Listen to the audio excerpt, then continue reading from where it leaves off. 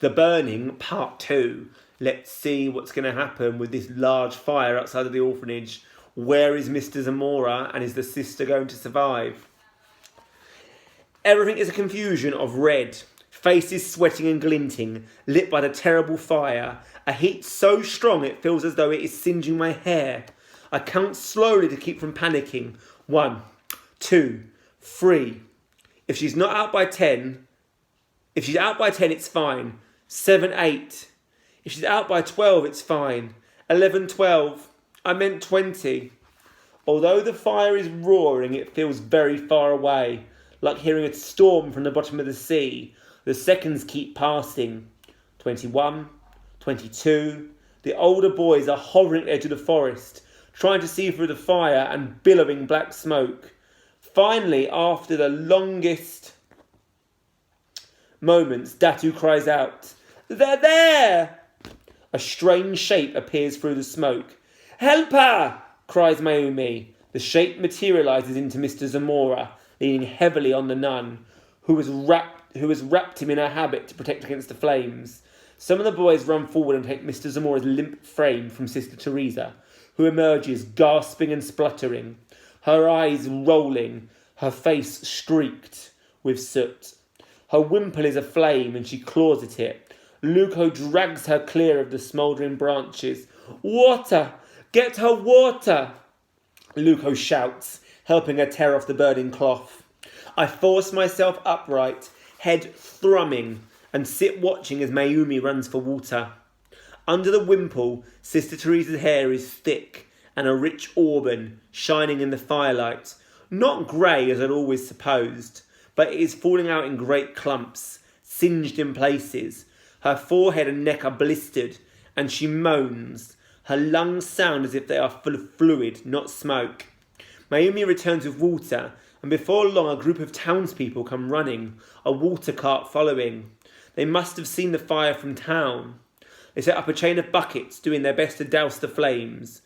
But none of us is watching the fire. All our attention is focused on Sister Teresa. Luco tries to get her to sit up, but her eyes roll back and she collapses. "We have to get her to a doctor," shouts Luco. "I'll take her on Tildy. There's no time to wait for a cart. See to him." He nods at Mr Zamora, then lifts Sister Teresa. Kidlat makes his way uncertainly to the collapsed man. Mary has finally stopped coughing, and she also drags herself to Mr Zamora. I watch Kidlat lower his ear to the man's mouth. Mr Zamora looks more insect-like than ever, his limbs cricked out. "Do his lungs sound clear?" asks Mary flatly. Kidlat nods. Mary's mouth sets at a grim line. "Go and get some water, Kidlat. Ami, a rag to clean his face." Around us it looks like a battlefield. Everyone's scattered about. The fire has taken what it can from the trees and is dying back slowly. I tear a strip of Mr Zamora's shirt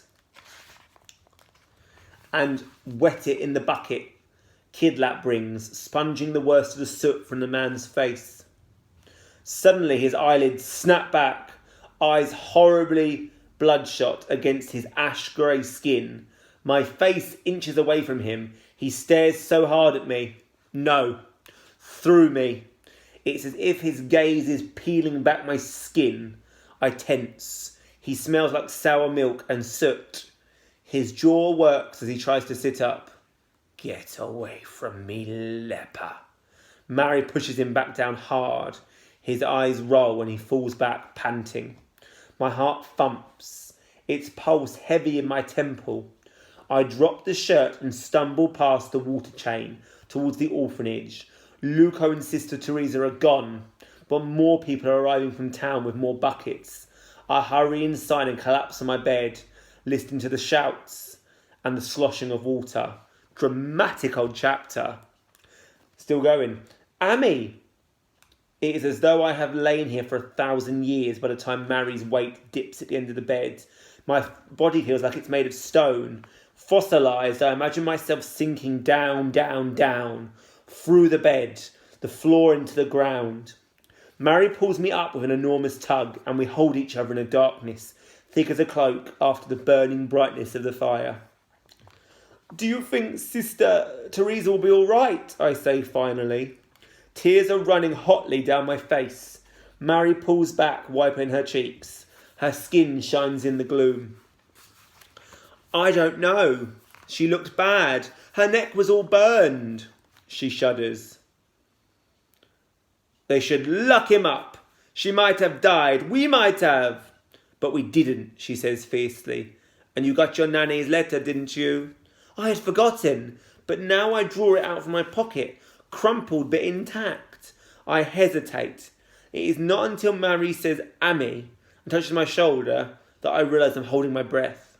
The envelope is thinner than the last one. When I open it, there is only one sheet of paper. Instantly I know that I was right. There is something wrong. Nanny has written only 3 lines and then they wave and twist across the paper. "Ammy, my child, I have been admitted to the hospital, but you must not worry. It is only a complication. I think of you every day. I love you." Below it are 6 more lines, but they are not in Nanny's handwriting. "Dearest Ammy, your mother's condition is worse than she wishes you to know.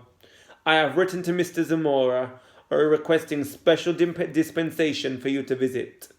I am with her as much as possible, and Capuno is there otherwise. We all love you and hope you can come home soon. Bundock." "Ammy!" I hear Mary as though through water. I slide off the bed and the ground spins beneath my knees. I have to put my hands down in front of me and hang my head to stop my vision blurring. "Ammy!" Mary says again, putting her hand gently on my back and rubbing up and down. I shrug her off and scuttle backwards. Her touch is too close to what Nanny used to do when I woke from heaving oceans and night demons. Or worlds without her. Worlds without her were the worst. "Ammy, tell me what's wrong." Mary is talking close to my ear, but her words are breaking over me like water. My breath is catching in my throat. I can't get it out. And in fast enough. I can't think. I put a thumb in each ear and spread my fingers hard over my eyes and on my temples. The pressure and quiet focus me. My heart beats a drum in my ears. For all the excitement of a new place and a new friend, I know at last what some part of me knew all along. Even when I sat with Nanny talking about days passing easily and lines bringing us closer, like steps. I cannot leave her, no matter what the doctors and the notices say. I will not. When I take my hands away from my face, my heart is beating steadily again, and my head feels clear and certain. The other girls pour into the dormitory, asking us what happened, but Mary is watching me closely. There is something wild in her eyes, setting her irises alight. Mayumi stands in the doorway, her eyes wide as a startled deer. "Bed, girls," she says in a cracked voice. "Please no arguing tonight." Mary squeezes my hand. "Send me a message." She hurries past the gathering girls and upstairs, head down. She hurries past the gathering girls and upstairs, head down. As I settle into bed, ignoring the others' whispered questions, the beginnings of a plan begin to itch my palms. It takes a long time for the dormitory to go silent. The smell of wood smoke hangs in the air as I wait for the others to sleep. Finally, it is safe to reach for a piece of paper. The string is already waiting outside. I scribble 2 sentences. "Mary, I need your help. I have to get back to Coulion." I tie the message on the string and tug lightly. It begins to rise immediately, but still I will it quicker. Finally the string waves at the window.